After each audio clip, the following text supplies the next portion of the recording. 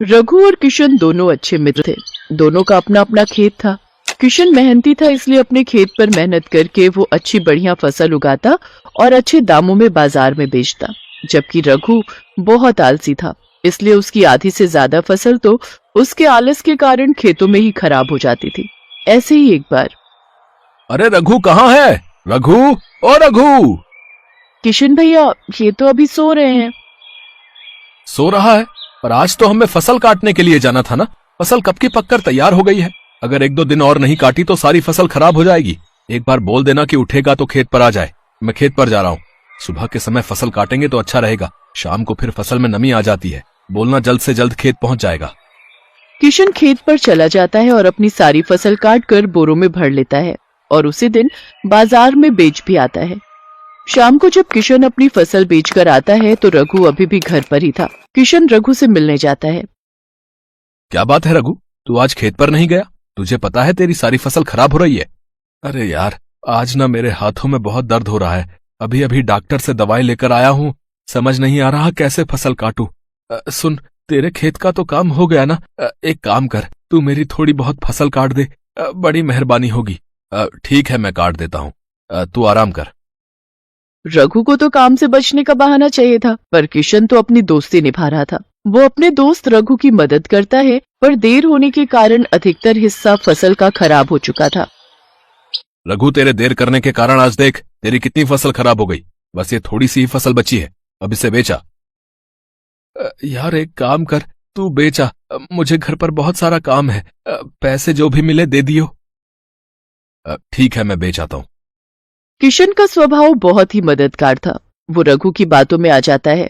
अब तो अक्सर ही रघु खेत के सारे काम किशन से करवाता। फसल उगाना, उसको बेचना। किशन अपने खेत के साथ साथ रघु के खेत भी देखने लगा।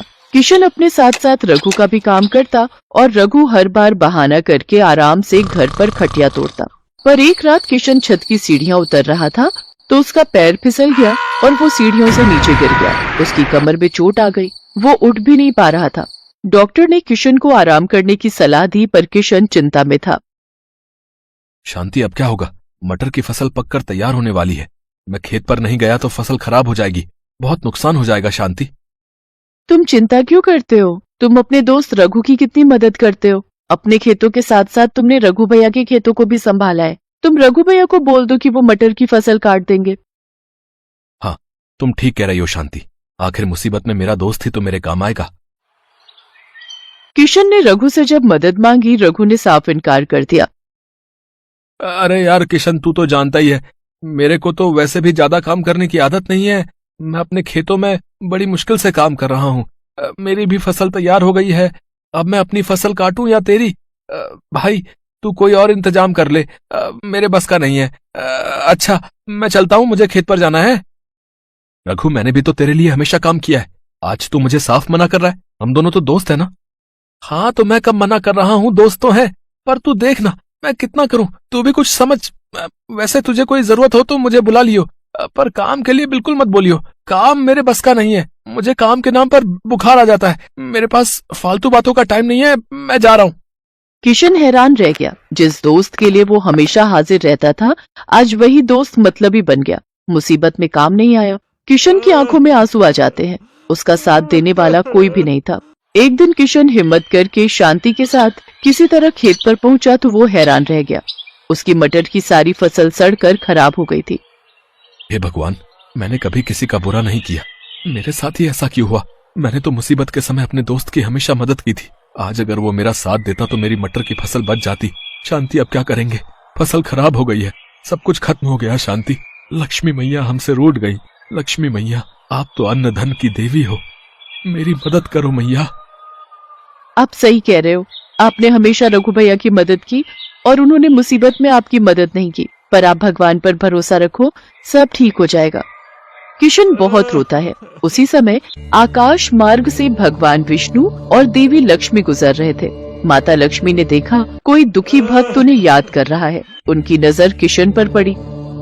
देवी, आपका भक्त आपको याद कर रहा है और आप तो अन्न धन के भंडार भरने वाली हैं। अपने भक्त की सहायता कीजिए देवी। स्वामी, जब भी कोई भक्त मुझे सच्चे हृदय से याद करता है तो मैं उसकी सहायता अवश्य करती हूँ। मेरे आशीर्वाद के रहते धरती पर रहने वाले अच्छे लोगों के साथ कभी गलत नहीं होगा। उनके धन के भंडार कभी खाली नहीं होंगे। किशन बहुत ही दयालु और मैत्री स्वभाव का है। उसके मित्र रघु ने उसके साथ बहुत गलत किया है, पर हर व्यक्ति को उसके कर्मों के अनुसार ही फल मिलता है। किशन ने हमेशा अच्छे कर्म किए हैं, इसलिए उसके साथ अच्छा ही होगा। इतना कहते ही देवी लक्ष्मी आशीर्वाद के लिए अपना हाथ उठाती हैं और देखते ही देखते किशन के खेत में हरे मटर की फसल लहराने लगती है। उसका पूरा खेत हरी हरी मटर से भर गया था। ये देखकर किशन और शांति दोनों हैरान रह जाते हैं। शांति, ये सब क्या है? ये तो कोई जादू प्रतीत होता है। अभी कुछ देर पहले तो मेरे खेत की फसल खराब हो गई थी, पर अब एकाएक खेत में हरे हरे मटर की फसल लहराने लगी है। ये सब देवी लक्ष्मी की कृपा से ही हुआ है। आपने उनको याद किया और उन्होंने हमारी मदद कर दी। अब आप और मैं मिलकर धीरे धीरे सारी फसल काट लेते हैं। किशन और शांति देवी लक्ष्मी का ध्यान करके उन्हें धन्यवाद कहते हैं। उधर रघु की सारी फसल खराब हो गई थी क्योंकि उसने आलस किया और अपनी फसल को नहीं काटा। पहले किशन उसकी फसल काटने में मदद कर देता था, इसलिए उसकी कमाई हो जाती थी। पर आज उसके पास पैसों की कमी हो गई थी। पर किशन को समझ आ गया था कि रघु स्वार्थी है, इसलिए उसने उससे मित्रता तोड़ दी। रघु को सबक मिल गया। उसने अपना बहुत ही अच्छा मित्र खो दिया। इस कहानी से हमें यही शिक्षा मिलती है कि सच्चा मित्र वही होता है जो मुसीबत में काम आता है।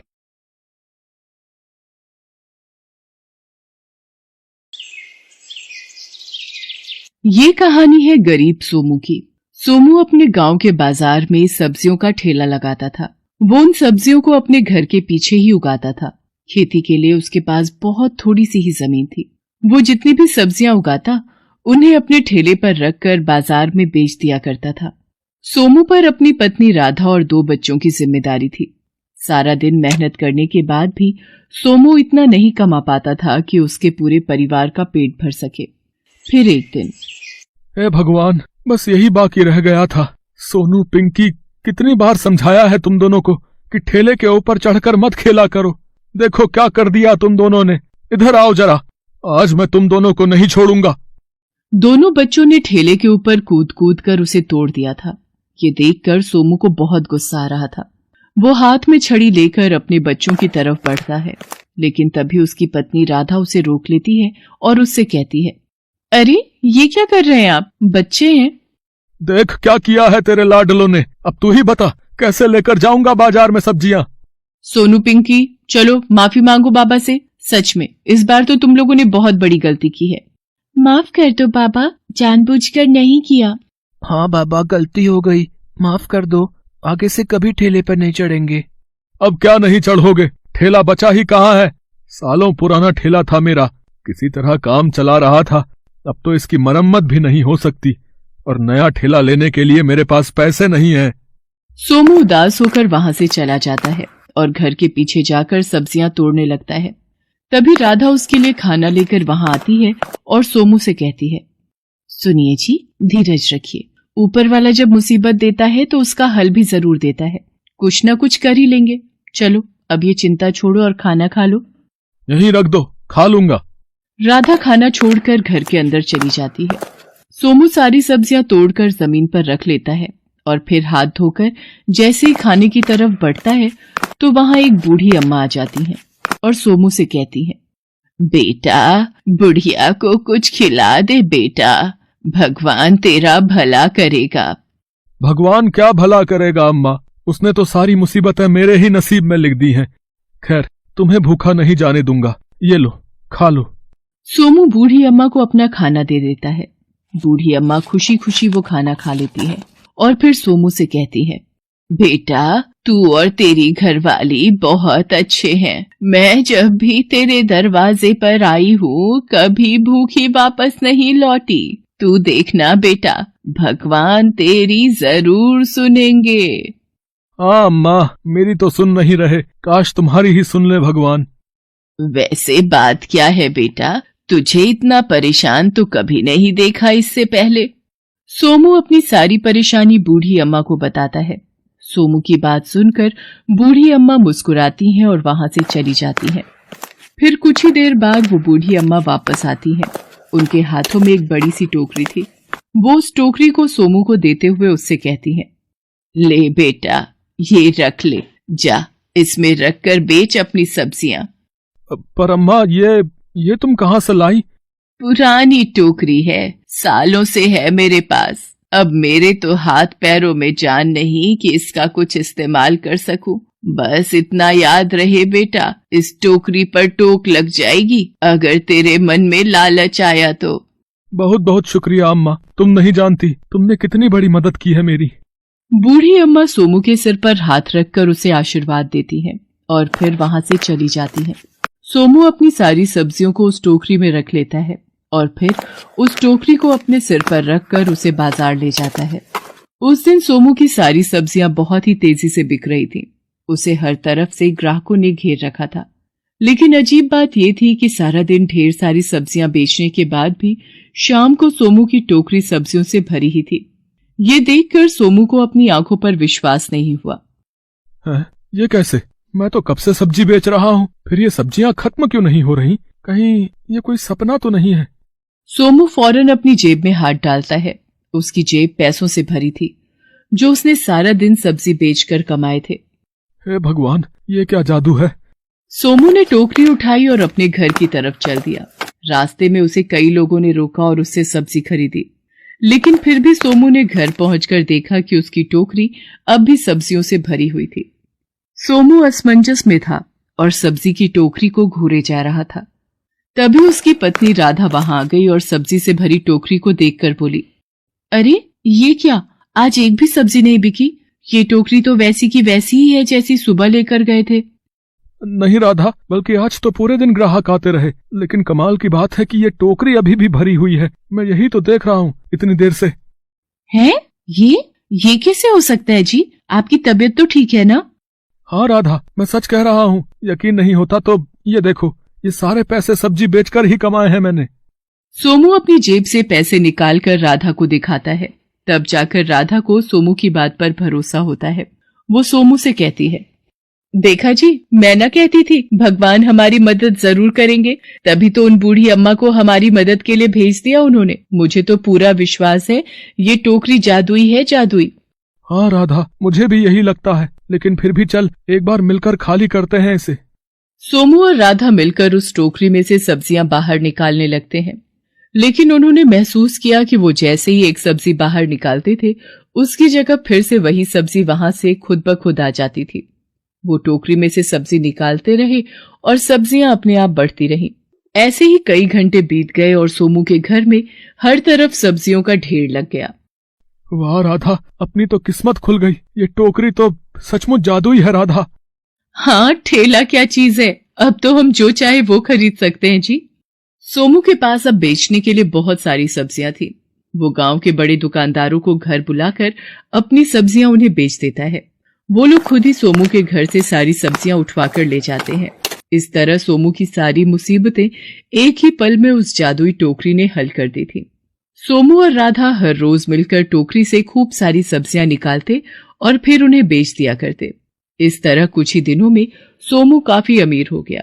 उसने खुद सब्जियां उगाना छोड़ दिया और अब एक बड़े से घर में अपने पूरे परिवार के साथ रहने लगा। फिर एक दिन, राधा, मैं एक बात सोच रहा था। हाँ बोलिए ना। अगर इस टोकरी में सब्जियां कभी खत्म नहीं होती तो दूसरा सामान भी तो खत्म नहीं होगा ना?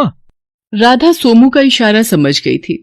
उसने तुरंत अपने गले से सोने का हार उतारकर उस जादुई टोकरी में डाल दिया और फिर कुछ देर बाद जब राधा उस हार को उठाने के लिए आगे बढ़ी तो टोकरी को देखकर चौंक गई।